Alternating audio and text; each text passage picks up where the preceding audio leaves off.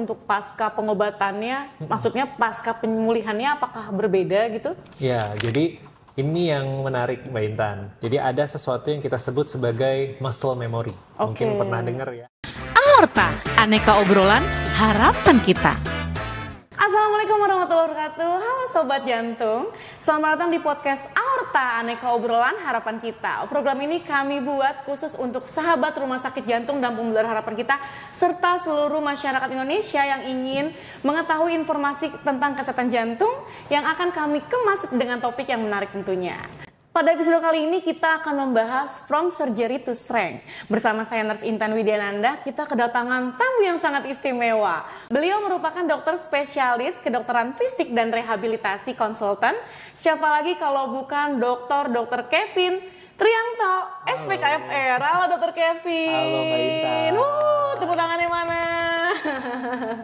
Apa kabar Dr. Kevin? Baik Mbak Intan. Mbak Intan sehat? Sehat, alhamdulillah. Nah, teman-teman, Dr. Kevin ini merupakan baru dapat gelar doktor loh. Terima kasih. Luar biasa ya, dan satu-satunya dokter untuk spesialis kedokteran fisik dan juga rehabilitasi di Rumah Sakit Jantung dan Pembuluh Darah Harapan kita. Semoga lebih banyak bisa berkarya ya buat rumah sakit ini dan juga membantu para sobat jantung kita nih di luar sana. Betul banget. Dr. Kevin, kalau aku denger kan kita langsung ke pembahasan ya. Kemarin tuh banyak banget yang nanya sama aku, gimana sih kalau seandainya pasien post operasi jantung, sebenarnya kan mereka tuh agak takut untuk bergerak ya dok ya, karena kan ada operasi, ada dibuka dadanya dan ada luka di dadanya. Nah kalau dari Dr. Kevin, boleh kali ya kasih sedikit tips dan juga panduan supaya pasien-pasien kita tuh lebih produktif gitu setelah melakukan operasi jantung. Nah benar banget Mbak Intan. Jadi banyak banget dari pasien yang memang ngerasa sangat amat takut untuk bergerak. Memang nggak semuanya, ada beberapa langsung coba-coba. Dan ketika mereka coba bergerak di ICU ya, dengan Nurse Intan di sini. Betul. Sekali dicoba, ternyata nggak sakit loh. Jadi yang dia nonton dari sebelum-sebelumnya, dia lihat kalau habis dioperasi, ya memang habis dipotong kan ya, harusnya ngerasa sakit. Ternyata nggak semua orang merasa nyeri. Tapi for those patients yang memang ngerasa nyeri, itulah yang harus kita perhatikan. Oke. Nah, ternyata memang ada satu term yang kami panggil sebagai sternal precaution. Jadi dalam bahasa Indonesia adalah kehati-hatian pada saat setelah operasi, yaitu operasi dinding dada yang kita sebut sebagai sternum. Jadi tulang sternum ini setelah memang ada potongan, pasien kadang-kadang merasa tidak nyaman untuk bergerak. Kadang gini dok, bergerak kayak robot gitu kan. Iya benar. Dan biasa kalau kita tanya, jawabannya satu, takut jahitannya lepas. Betul. Takut jahitan lepas atau ini boleh bergerak nggak ya? Boleh bergerak gitu. Benar, selalu mereka ngerasa takut kalau misalnya takut jahitannya lepas dan takut tulangnya ngegeser. Dan ternyata udah banyak banget sekarang penelitian yang sudah mencari tahu seberapa banyak gesernya. Ada yang kegeser ya dok? Mbak Ita tahu nggak kira-kira berapa gesernya? Kayak saya angkat tangan begini, misalnya kayak gini, ada yang ngegeser apa enggak? Ternyata gerakannya hanya kurang dari 2 mm. Oke, tapi benar ada kegeser ya berarti ya? Nggak mungkin nggak ada, karena tulang itu adalah tempat nempelnya semua otot di tubuh kita. Iya betul. However small atau seberapa kecil tulang tersebut ada di tubuh kita, pasti itu ada fungsinya. Ya. Nah, dan kebetulan tulang dinding dada kita yang kita panggil sebagai tulang sternum, memang ini tempat menempelnya otot-otot besar di tubuh kita, baik otot dada ataupun dan otot dada yang menempel sampai ke bahu. Sehingga ketika kita mengangkat lengan sampai di atas kepala seperti ini, mereka merasa ada tarikan. Nah, pada saat pasien tersebut memang ada insisi atau ada potongan di dinding dadanya dan lalu dijahit lagi, sebenarnya jahitan itu nggak lepas. Tapi yang kita takutkan itu ketika tulangnya ada bergeser sedikit. Nah, biasa pasien-pasien takut sih kalau ngegeser ntar malah jadi susah sembuhnya gitu. Betul. Jadi kalau gerak biasanya kalau pasien di ICU itu gini dok kan, kayak robot gitu kan. Karena jadi kita yang rawat juga dokternya perawat juga ikut gini. Gimana ibu? Gak ya, nggak boleh gitu ya sahabat ya. Ternyata sebenarnya nggak kayak gitu karena memang tadi saya sampaikan setiap orang berbeda. Dan memang ada threshold atau ada ambang nyeri setiap orang yang berbeda. Dan kita tidak akan tahu sampai orang tersebut mencoba untuk menggerak sendiri. Karena ambang nyeri setiap orang tuh berbeda-beda ya dok ya? Berbeda-beda. Ya. Oke, jadi nggak bisa dipukul rata kalau bergeraknya begini, satu orang dengan orang yang lain sama rasa nyerinya gitu ya. Nah kalau gitu apa sih dok yang bisa dilakukan sama pasien nih setelah pasca operasi jantung supaya mereka lebih bisa bergerak lebih bagus ataupun bisa mengurangi rasa nyeri saat bergerak gitu dok? Ya, jadi yang pertama biasa yang kami berikan itu bagaimana kami mengajarkan bagaimana pasien batuk dengan efektif. Karena biasanya yang terjadi memang ada pengumpulan dahak dan yang lainnya dan pasien merasa sangat amat nyeri ketika batuk. Nah ternyata kalau misalnya kita mau batuk itu memang ada beberapa komponen. Komponen pertama adalah komponen inspirasi atau tarik napas. Ketika kita tarik napas, bagian dada mengembang, itu mungkin ada ngerasa sedikit nyeri. Tapi biasanya sedikit nih, paling cuma 10% pasien yang ngerasa nyeri di sini. Yang mulai mereka merasa nyeri, itu adalah ketika sudah mengembang, lalu ada sebentar ada pause, lalu ada ekspulsi atau batuk ya. Oh, seperti itu. Nah, ketika ada tekanan dari otot dinding perut, ke atas untuk kita melakukan batuk, itu yang pasien merasa nyeri karena ada hentakan ya. Nah ini bisa diminimalisir karena nyeri tersebut terjadi karena ada sedikit penggeseran keluar dari dinding dada kita kiri kanan, jadi nggak salah satunya. Nah tapi untuk agar kita bisa menahan, strategi yang kami ajarkan ke pasien adalah untuk menahan dinding dadanya. Nah, biasanya pasien coba nih, dia bilang, dok ini abis saya dipotong, mau boleh saya pegang? Boleh nggak? Boleh ya? Boleh. Boleh banget ya sobat jantung. Jadi kalau misalnya ini dipegang, targetnya adalah agar dinding dada kita tidak terlalu mental ketika tidak Anda bergerak melakukan batuk. ya. Iya.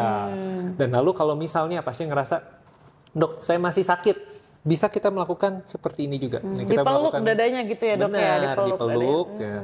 Boleh pakai bantal, boleh enggak. Ada beberapa pasien yang menyampaikan memang lebih nyaman kalau menggunakan bantal, memegangnya jadi nggak langsung ke dinding dadanya. Tapi semua konsepnya sama, menjaga agar dinding dada kita tidak terlalu keluar ketika kita sedang melakukan aktivitas ataupun pada saat batuk. Jadi itu salah satu triknya. Selain itu dok, sebenarnya untuk manfaatnya sendiri apa sih?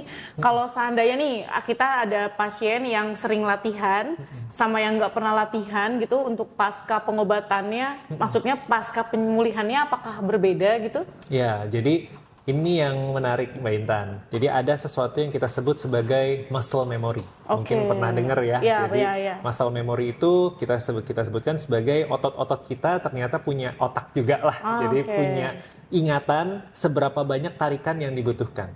Nah, kalau misalnya seseorang itu memang aktif untuk berolahraga, maka tubuhnya itu memang lebih lentur dan lebih biasa menerima oksigen dari darah-darahnya sehingga dia lebih mudah untuk berkontraksi atau bergerak untuk menggerakkan tubuh kita. Nah, pasien-pasien ini yang memang sudah aktif sebelum pasien tersebut dioperasi, tentunya akan lebih mudah, pemulihannya akan lebih cepat. Makanya kami selalu menyarankan pasien itu untuk aktif ya, untuk pola hidup aktif jadinya.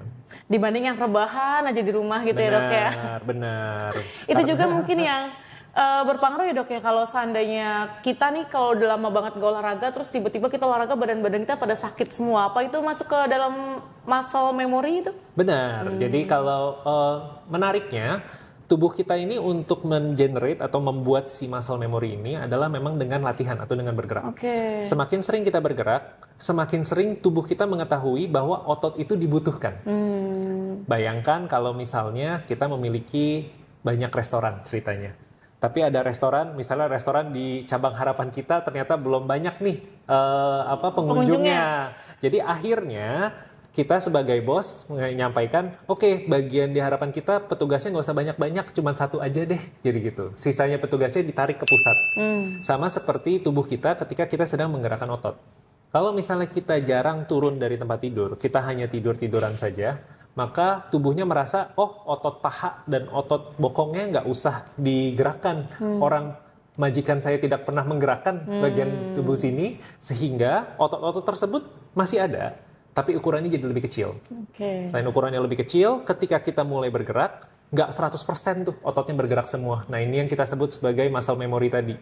Mereka baru akan mulai bergerak 100% ketika kita memang rutin menggunakannya. Oke. Yuk, yang suka rebahan yuk bergerak yuk. Tahu nggak sekarang otot yang paling sering banyak bergerak apa kalau pasien-pasien kita sekarang? Tangan. Oh benar, ibu Ya jari. kan? Ibu jari. Otot ibu jari gerak terus sebenarnya ya. Ya, karena sekarang udah zamannya kalau tanpa handphone nggak bisa hidup kayaknya dok ya. Iya. Jadi pasti otot jari akan lebih kuat dibanding otot yang lain. Iya, dia pesannya adalah ternyata tubuh kita punya banyak banget otot. Jangan lupa digerakin semua. Betul. Ya. Jadi jangan cuma jari Jangan guys. cuma jari. Jangan cuma jari ya sobat ya. Iya. Nah, terus dok banyak banget menarik nih ya, sangat menarik nih yang kita bahas sama Dr. Kevin tentang seksual dok, seksual. Post operasi jantung, apakah masih bisa beraktivitas seksual? Oh iya, dari surgery to strength to seksual ya. Seksual. Tentu saja sebenarnya bisa, tapi dengan catatan. Jadi ada beberapa catatan yang memang kita harus berikan dan memang itu harus lebih didetailkan sih sebenarnya. Dan kalau untuk aktivitas-aktivitas selain aktivitas seksual pun itu sebenarnya diizinkan. Banyak pasien yang menanyakan tadi kita ngomong surgery, strength, seksual, sport juga kan termasuk betul. ya. Jadi banyak pasien yang menanyakan saya sudah bisa aktif belum sih dok setelah operasi? Jawabannya nanti bisa, tapi memang harus kita lihat dulu kapan seseorang itu bisa kembali ke aktivitas-aktivitas yang lainnya. Termasuk yang ke aktivitas seksual tadi. Jadi memang ada batasan-batasannya dan ini yakin mau dibahas sekarang nih. Kayaknya panjang ya dok ya. Soalnya cowok cewek beda. Betul. Panjang banget ya kita. Kalau gitu nanti akan kita simpen untuk di podcast selanjutnya dok ya. Siap. Moga-moga saya diundang lagi loh. Ya pasti dong. Karena kita sangat excited banget nih membahas tentang kekuatan otot.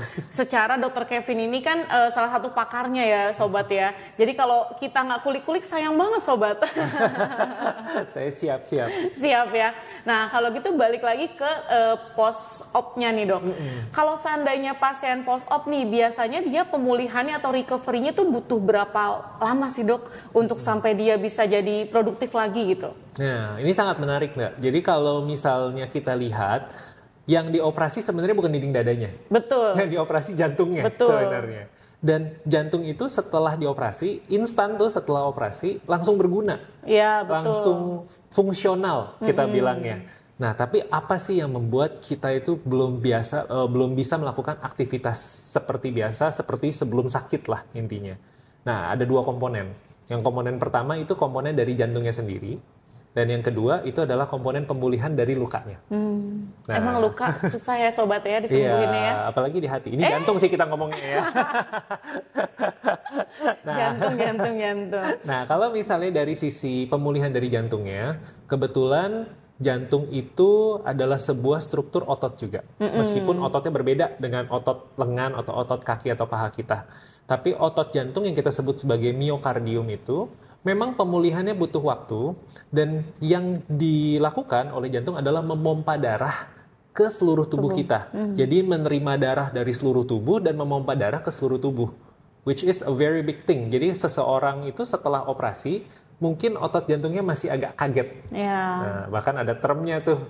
Jadi kita sebutnya sebagai myocardial stunning atau otot jantungnya kaget lah. Ya. Shock dulu jadinya ya. Apalagi dia ada beberapa yang harus diberhentiin dulu gitu kan ya dok ya, diistirahatkan dulu ya. Dia harus diistirahatkan dulu ketika dia kembali lagi. Nah, ini waktu pemulihannya berapa lama? Setiap orang berbeda-beda, tapi biasanya kalau misalnya pasien tersebut ingin kembali ke aktivitas sehari-hari di rumah, waktu 5 hari itu cukup sebenarnya. Wah, 5 hari cepet sobat ya? Iya, hanya untuk jantungnya saja. Tapi yang pasiennya biasa masih merasa kesulitan, saya bisa beberes rumah dok, tapi saya kalau naik tangga cepet capek. Nah, ini yang memang menunjukkan ternyata jantung itu masih membutuhkan waktu untuk memompa darah ke seluruh tubuh sampai ke ujung jari kaki kita. Sehingga kemampuan berjalan jadi melambat. Butuh adaptasi ya dok. Benar, butuh adaptasi. Memang butuh waktu dan butuh olahraga. Nah, itulah di situ adalah peran dari tim kami, dari tim rehabilitasi untuk mengembalikan fungsi tersebut. Oke, nah kalau gitu Berarti apa aja nih program yang dipunyain sama Rumah Sakit Jantung Harapan Kita, khususnya tim dokter Kevin, untuk pasien-pasien post-op jantung, Dok? Apakah misalnya ada program rehabilitasi 1 hari setelah pulang atau 2 hari setelah pulang, seperti apa, Dok? Nah, sebelum saya masuk ke situ, saya mungkin menjelaskan satu lagi mengenai tadi faktor yang kedua. Oh iya, tadi baru satu ya, faktor jantung. Yang pemulihan tulangnya, karena ini berpengaruh terhadap program rehab yang akan diberikan nanti. Oke, betul. Ya, jadi kalau untuk yang kedua, untuk pemulihan dari lukanya, luka itu memang ada luka di kulit dan juga ada luka di dinding dadanya. Di dinding dada itu kita sebut sebagai tulang dan otot ya. Jadi ada masalah utamanya adalah masalah tulangnya. Pemulihan tulang untuk tulang sternum itu kita membutuhkan waktu yang lumayan lama sebenarnya. Kita membutuhkan 6 bulan agar dia sampai nyambung lagi. Lama ya? Ya, tapi untuk kita membuat tubuhnya itu lebih mudah memulihkan tulang dan menarik faktor-faktor yang bisa memulihkan tulang tersebut, kita membutuhkan 2 hal. Yang pertama adalah pembebanan yang terkontrol. Kalau misalnya tulangnya tulang panjang nih, misalnya tulang paha atau tulang kaki, kita membutuhkan pasien tersebut berjalan tapi nggak boleh 100% ditekannya. Nah, kalau dinding dada itu gimana? Kalau dinding dada itu kebetulan gerakan utamanya adalah gerakan bernapas. Jadi pasiennya selama dia sudah mulai bernapas sebenarnya sudah cukup baik, tapi kita bisa mencoba meminta pasiennya untuk narik napas sedikit lebih dalam dan juga membuangnya sampai habis juga. Dengan seperti itu kita memberikan pembebanan yang cukup pada dinding dada tersebut. Dan ada juga yang faktor kedua adalah kontraksi otot atau tarikan otot. Kebetulan untuk tarikan-tarikan otot ini juga bisa tercapai dengan melatih pernafasan dari si pasien. Nah, itu sudah masuk tuh ke dalam program pertama kita adalah latihan pernapasan yang dilakukan langsung setelah operasi. Jadi setelah operasi, selama pasiennya masih di ICU pun sudah mulai direhab, Mbak Intan. Iya, betul. Makanya Dr. Kevin rajin banget datang ke ICU, Sobat. Makanya kenal ya. Makanya kenal ya.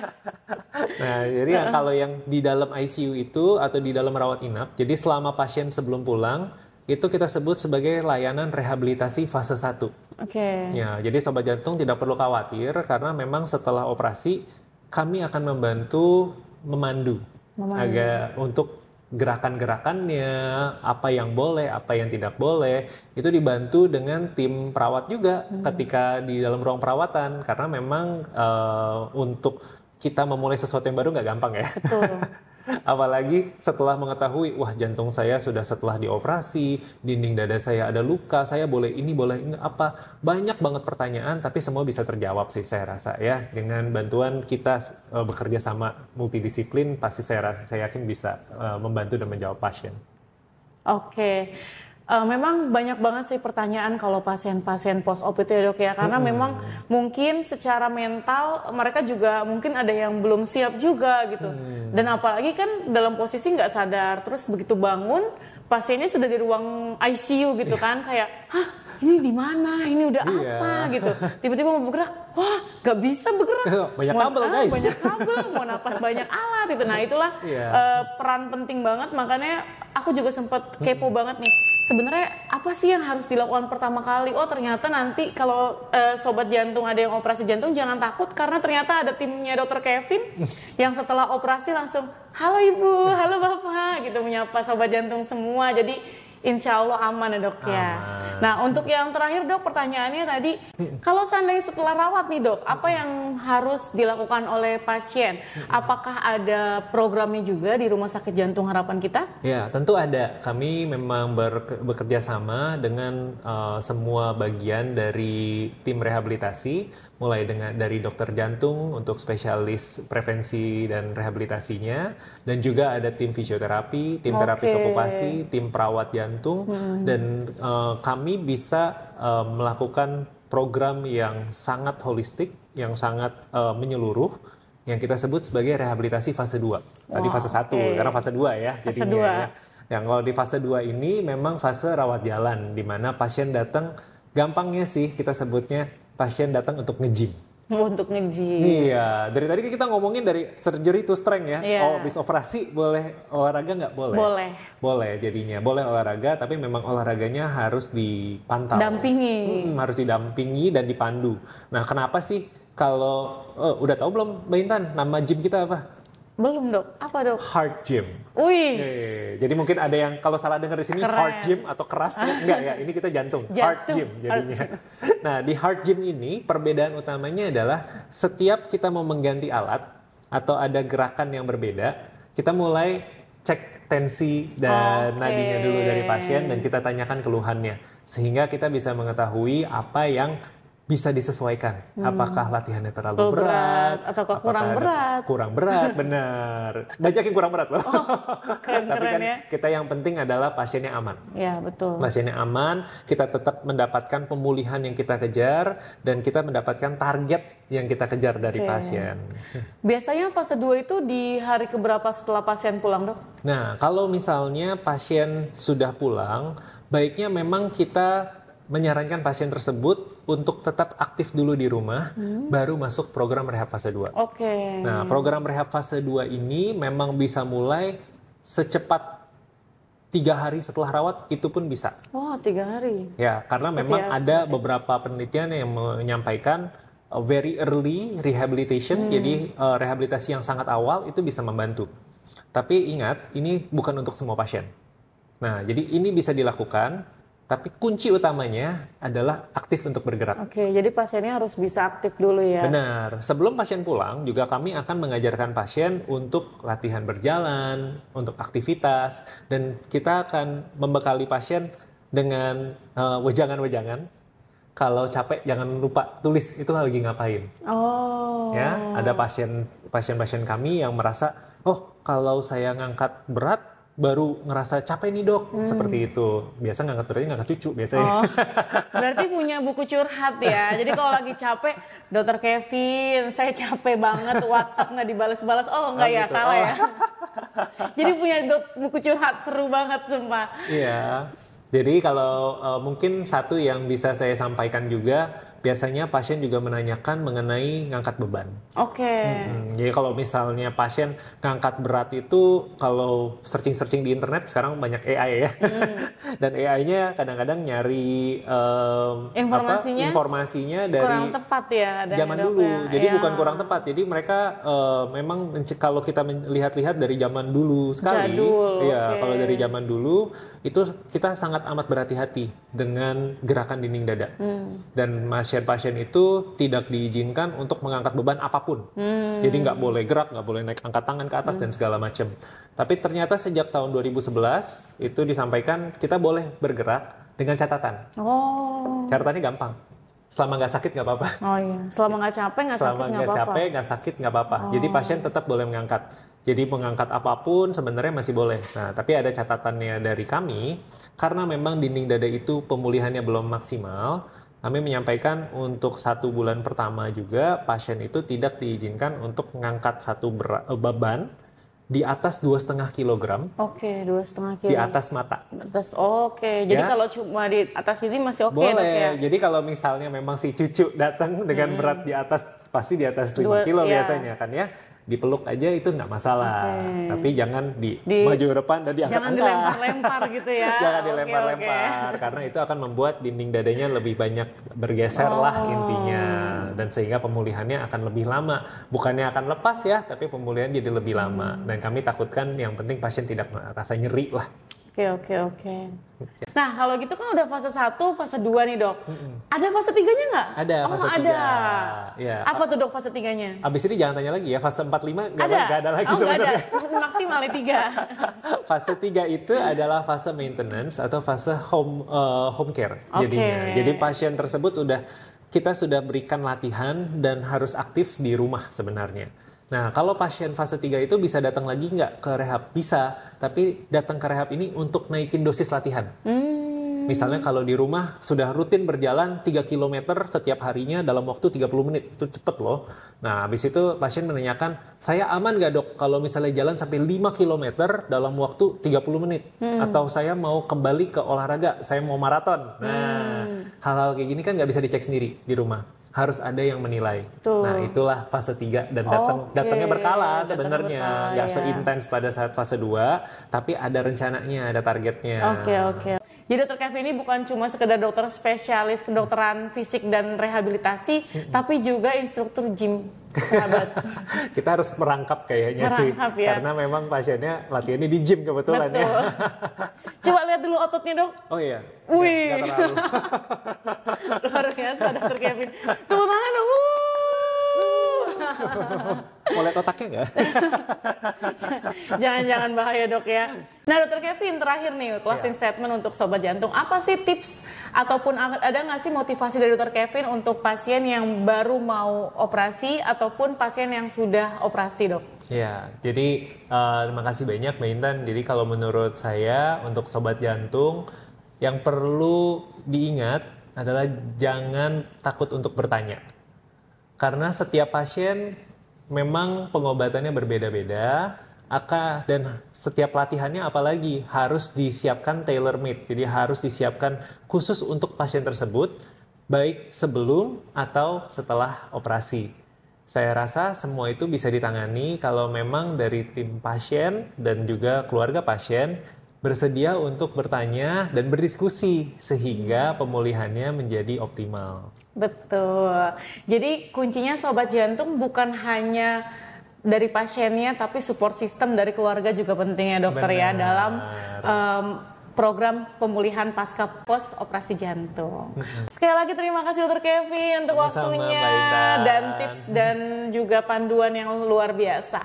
Untuk Sobat Jantung, jangan lupa terus ikuti podcast Aorta ini. Untuk teman-teman yang ingin bertanya ataupun ada yang ingin didiskusikan, bisa menghubungi WhatsApp di nomor bawah ini ya. Kalau gitu podcastnya cukup sampai sekian. Sampai bertemu di episode Aorta selanjutnya. Bye-bye.